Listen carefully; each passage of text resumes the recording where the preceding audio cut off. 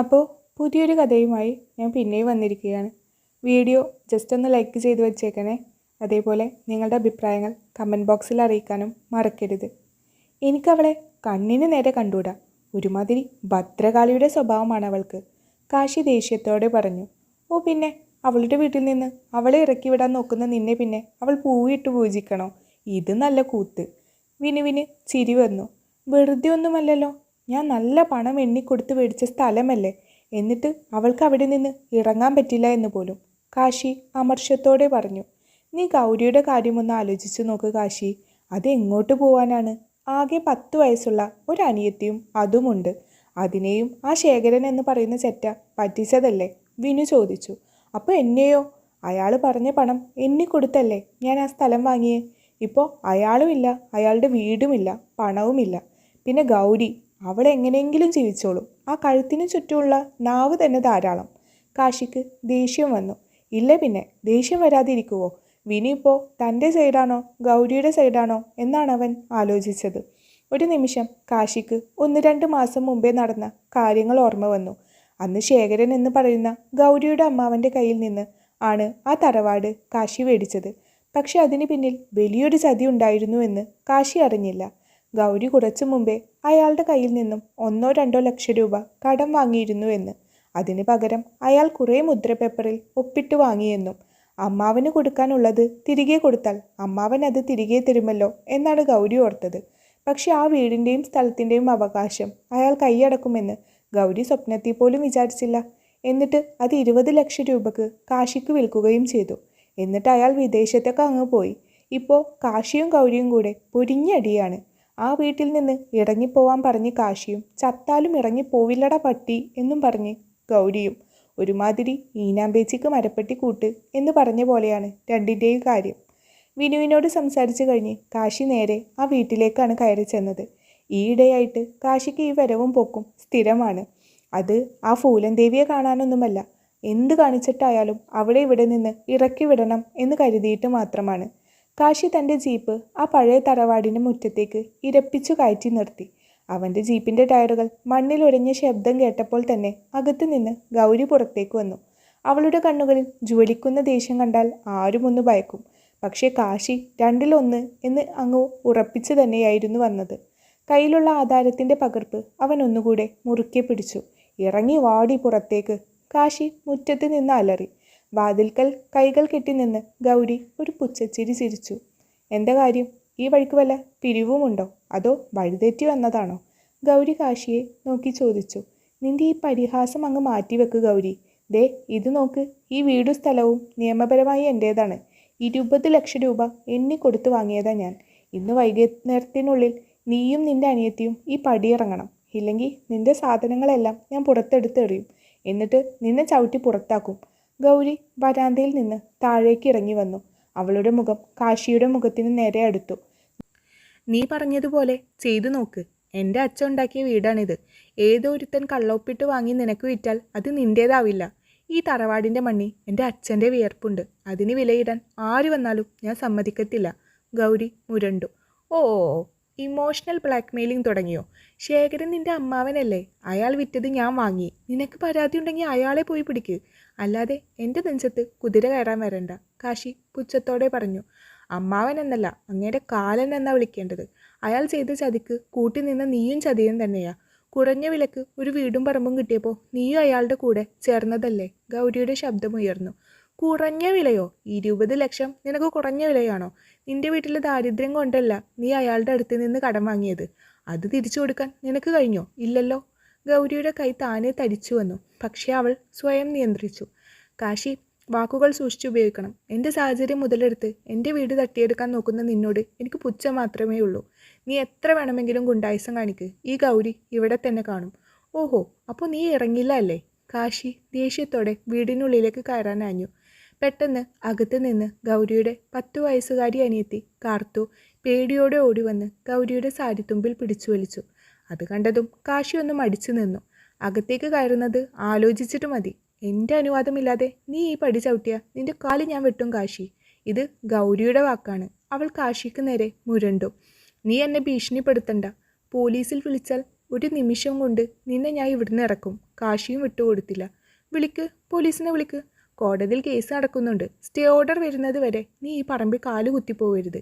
ഇറങ്ങിപ്പോടാ എൻ്റെ മുറ്റത്ത് നിന്ന്. ഗൗരി അലറി. കാശിക്ക് ദേഷ്യം കൊണ്ട് കണ്ണ് കാണാൻ വയ്യാത്ത അവസ്ഥയായി. നീ എന്നെ അധിക്ഷേപിക്കുന്നോ? എൻ്റെ പണം പോയത് പോരാഞ്ഞിട്ട് നിന്റെ അടുത്ത് നിന്ന് ചീത്തയും കേൾക്കണോ?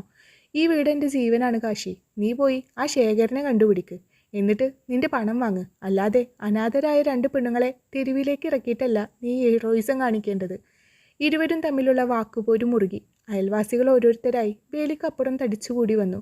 കാശിക്ക് നാണക്കേട് തോന്നി തുടങ്ങി. ഇന്നും ഇവിടെ വന്ന് ഈ ഒരു പെണ്ണിനോട് തർക്കിക്കുന്നത് തൻ്റെ വില കളയുന്ന പോലെയാണെന്ന് അവന് തോന്നി.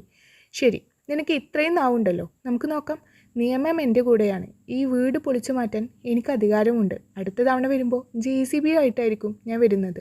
അന്ന് നിൻ്റെ ഈ അഹങ്കാരം ഞാനങ്ങ് മാറ്റും, കാശി പറഞ്ഞു. ഗൗരി പതിയെ ചിരിച്ചു. JCB അല്ല, നീ ട്രെയിൻ കൊണ്ടുവന്നാലും ഈ മണ്ണിൽ നിന്ന് എന്നെ മാറ്റാൻ നിനക്ക് കഴിയില്ല. മരിച്ചാലും ഞാൻ ഈ മണ്ണിൽ തന്നെ കിടക്കും. പോടാ.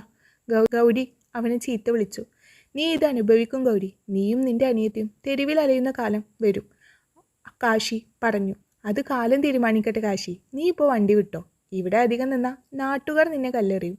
കാശി രൂക്ഷമായി അവളെ നിന്ന് നോക്കി. നിനക്കുള്ള പണി ഞാൻ വെച്ചിട്ടുണ്ടടി കുരുപ്പേ എന്നവൻ മനസ്സിൽ പറഞ്ഞു. കാശി ജീപ്പ് സ്റ്റാർട്ട് ചെയ്ത് അതിവേഗത്തിൽ ഓടിച്ചുപോയി. ഇനി ഇതേപോലെ തനിച്ചു പോയിട്ട് കാര്യമില്ലെന്ന് തുടങ്ങി കാശിക്ക്. നിയമപരമായി കാര്യങ്ങൾ നടക്കട്ടെ എന്ന് അവനും വിചാരിച്ചു. പിറ്റേന്ന് കാശി എത്തിയത് SI പവിത്രനൊപ്പമാണ്. ഗൗരി അയാളുടെ മുമ്പിൽ തല കുമ്പിട്ട് നിൽക്കുന്നത് കാണേ തന്നെ കാശിക്ക് അങ്ങ് സന്തോഷമായി. ഇങ്ങനെ വാല് മുറിഞ്ഞൊരിക്കലെങ്കിലും അവളെ കാണാൻ കഴിഞ്ഞല്ലോ എന്നവൻ ചിന്തിച്ചു. പക്ഷെ ഗൗരി കാശി മനസ്സിൽ കണ്ടപ്പോഴേക്കും പലതും മാനത്ത് കണ്ടു തുടങ്ങിയിരുന്നു.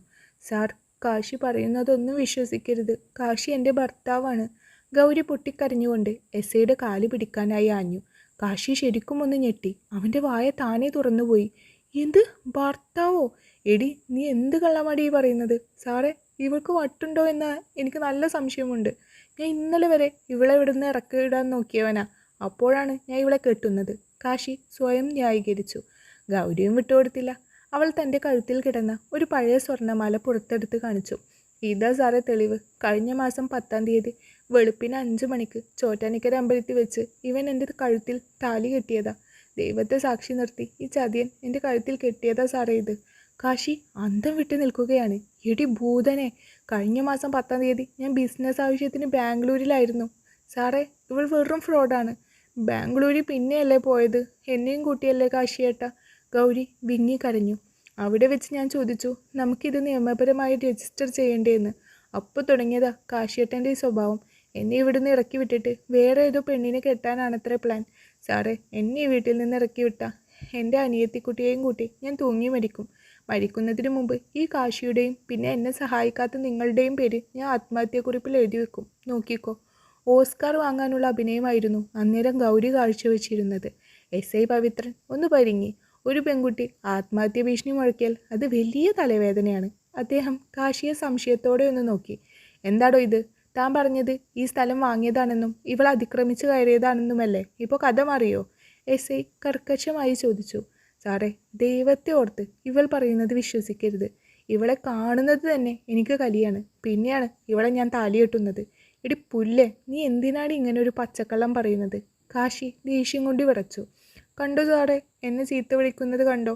വീട്ടിൽ ആരും ഇല്ലാത്തപ്പോൾ എന്നെ തല്ലാനും വരാറുണ്ട്. ഗൗരി കാർത്തുവിനെ അടുത്തേക്ക് വിളിച്ചു. കാർത്തു, പറയും മോളെ, ഇയാൾ നമ്മുടെ ആരാ? പേടിച്ചു വിറച്ച് നിന്നിരുന്ന കാർത്തു ഗൗരി നേരത്തെ പഠിപ്പിച്ചു വെച്ചതുപോലെ പതറി പറഞ്ഞു. കാശിയേട്ടൻ ചേച്ചിയുടെ ഭർത്താവാ. കാശിക്ക് തല കറങ്ങുന്നത് പോലെ തോന്നി. SI പവിത്രൻ യൂണിഫോം ഒന്ന് ശരിയാക്കി കാശിയുടെ നേരെ തിരിഞ്ഞു. നോക്കൂ മിസ്റ്റർ കാശി, ഇതൊരു സാധാരണ സ്ഥലത്തർക്കമാണെന്ന് വിചാരിച്ചാണ് ഞാൻ തൻ്റെ കൂടെ വന്നത്. പക്ഷേ ഇതിപ്പോൾ ഒരു കുടുംബ പ്രശ്നമായി മാറിയിരിക്കുന്നു. ഗാർഹിക പീഡനത്തിന് എനിക്ക് നിങ്ങളെ അറസ്റ്റ് ചെയ്യേണ്ടി വരും. എനിക്ക് ഇതിൽ കൂടുതൽ ഒന്നും ചെയ്യാനില്ല. അല്ലെങ്കിൽ നിങ്ങൾ തമ്മിൽ കോടതിയിൽ പോയി തീർപ്പാക്ക്. പവിത്രൻ SI തീർപ്പ് പറഞ്ഞുകൊണ്ട് അങ്ങ് പോകുന്നത് കാണേ കാശി ഞെട്ടിപ്പോയി. പോലീസ് ജീപ്പ് പുറത്തേക്ക് പോയതും ഗൗരി കരച്ചിൽ നിർത്തി. അവൾ കണ്ണു തുടച്ച് കാശിയെ നോക്കി ഒരു പുച്ഛച്ചിരി ചിരിച്ചു. എങ്ങനെയുണ്ട് കാശിയേട്ട എൻ്റെ പുതിയ നമ്പർ? ഗൗരി പരിഹാസത്തോടെ ചോദിച്ചു. കള്ളി, പെരുങ്കള്ളി. കാശി കണ്ണുരുട്ടി. പിന്നെ എൻ്റെ വീട് തട്ടിയെടുത്ത് സുഖമായി വാഴാമെന്ന് നീ വിചാരിച്ചോ? ഇനി ഇവിടെ നിന്ന് എന്തെങ്കിലും എനക്കേട് കാണിച്ചാൽ ഞാൻ ഗാർഹിക പീഡനത്തിന് പോലീസിൽ പരാതി കൊടുക്കും. ഗൗരി കാർത്തുവിനെയും കൂട്ടി അകത്തേക്ക് കയറി വാതിലടച്ചു. പുറത്ത് കാശി തനിച്ചായി. എടാ കാശി, നീ പെട്ടു. ഇതിപ്പോൾ താലി കെട്ടാത്ത ഭാര്യയെ ഫ്രീ ആയി കിട്ടിയില്ലേ? ഇനിയിപ്പോൾ എന്താ പരിപാടി? സത്യം പറ, നീ അമ്പലത്തിൽ പോയി അവളെ താലി കെട്ടിയോ? വിനി ചിരിച്ചു. പോടാ പുല്ലേ, അവളൊരു ഭദ്രകാളിയാ. എന്നിട്ട് ദൈവത്തിൻ്റെ മുമ്പിൽ വെച്ച് അവളെ താലി കെട്ടിയെന്ന് പോലും. അവളെ ഞാൻ വീട്ടിലെ വിനു, നീ നോക്കിക്കോ. എന്താ നിൻ്റെ പ്ലാൻ? വിനി നെറ്റിച്ചുളിച്ചു. എന്തായാലും നനഞ്ഞു, ഇനി കുളിച്ചു കയറാമെന്ന് കരുതുന്നു. കാശി 2-1 എന്ന തീരുമാനത്തോടെ പറഞ്ഞു. പിറ്റേന്ന് രാവിലെ തന്നെ കാശി തൻ്റെ വലിയൊരു ട്രാവൽ ബാഗും തൂക്കി ഗൗരിയുടെ തറവാട്ട് മുറ്റത്ത് വന്ന് നിന്നു. തലേ ദിവസത്തെ ആഘാതത്തിൽ നിന്ന് അവൻ മുക്തനായിട്ടില്ലെങ്കിലും ഗൗരിക്ക് അതേ നാണയത്തിൽ തിരിച്ചടി നൽകാൻ അവൻ തീരുമാനിച്ചിരുന്നു. ജീപ്പിൻ്റെ ഹോൺ കേട്ട് ഗൗരി പുറത്തേക്ക് വന്നു. കാശിയെയും അവൻ്റെ കയ്യിലെ ബാഗും കണ്ടപ്പോൾ അവൾ ഒന്ന് പുരികം ചുളിച്ചു. എന്താ, ഇന്നലത്തെ ഒന്നും പോരാഞ്ഞിട്ടാണോ ഇന്ന് പിന്നെയും വന്നിരിക്കുന്നത്? ഗൗരി ഇടുപ്പിൽ കൈവച്ചുകൊണ്ട് ചോദിച്ചു. കാശി പൊടുന്നനെ ഒരു കള്ളച്ചിരി ചിരിച്ചു. അവൻ്റെ ബാഗ് അവൻ വരാന്തയിലേക്ക് എടുത്തു വെച്ചു. ഗൗരിയെ, ഇന്നലെ നീ തന്നെയല്ലേ പോലീസിനോടും നാട്ടുകാരോടും എല്ലാം പറഞ്ഞത് ഞാൻ നിന്റെ കെട്ടിയവനാണെന്ന്?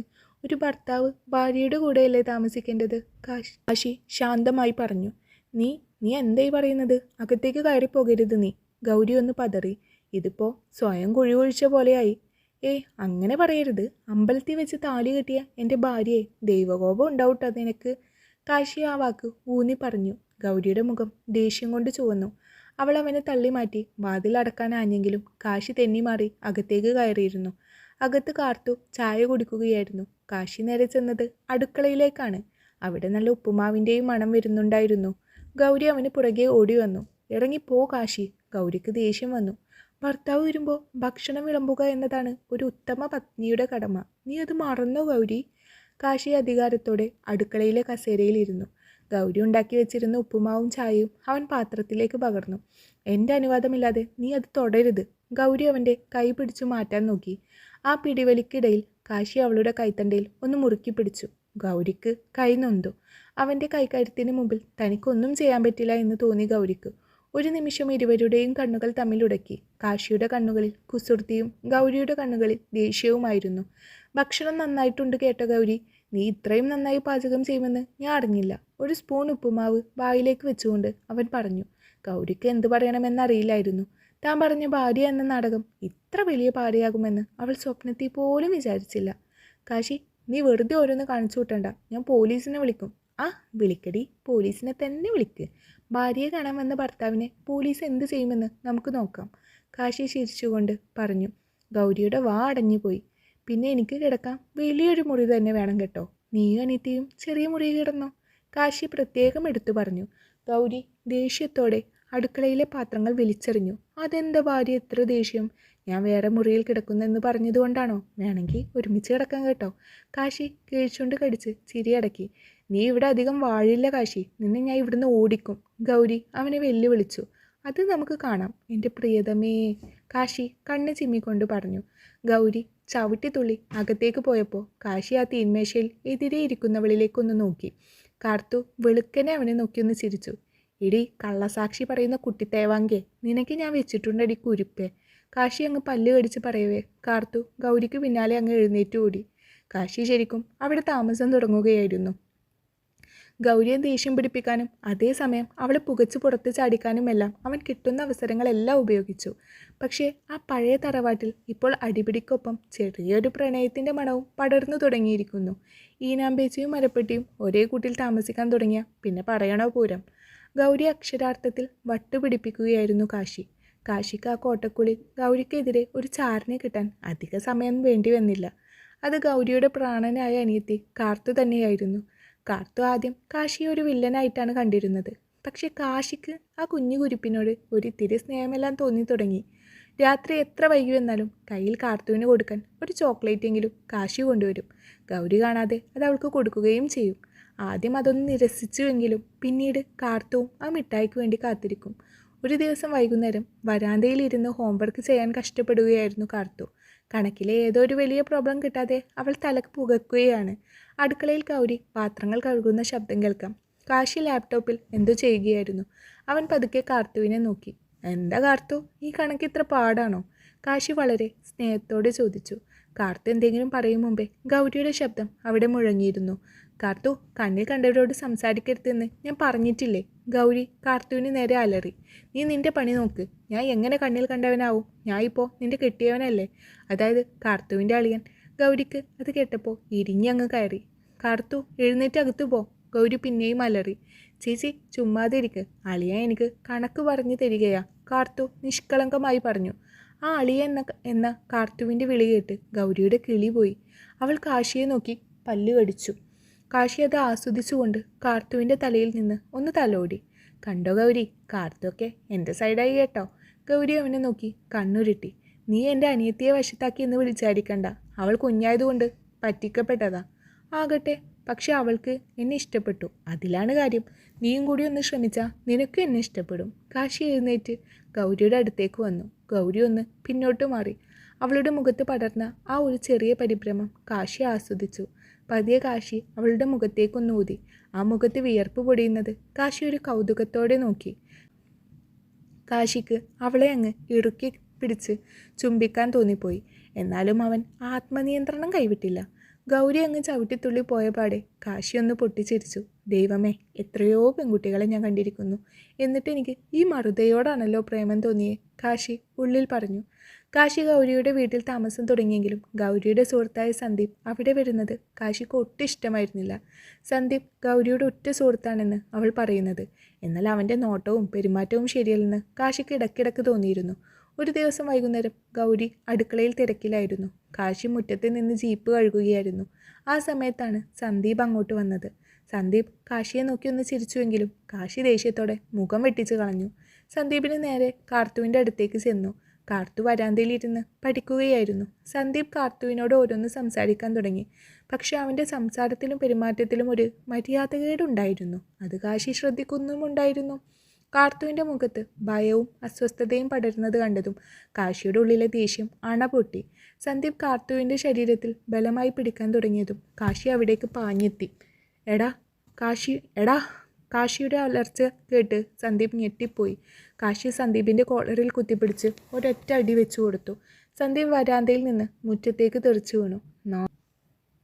നാറി, കുട്ടികളോടാണോടാ നിന്റെ സൂക്കേട്? കാശി വീണ്ടും അവൻ്റെ അടുത്തേക്ക് ചെന്നു. ശബ്ദം കേട്ട് ഗൗരി ഓടി വന്നു. കാശി, എന്താ ഇത്? നീ എന്തിനാ സന്ദീപിനെ തല്ലുന്നത്? അവൻ എൻ്റെ ഫ്രണ്ടാണ്. ഗൗരി സന്ദീപിന് വേണ്ടി വാദിച്ചു. ഫ്രണ്ടോ?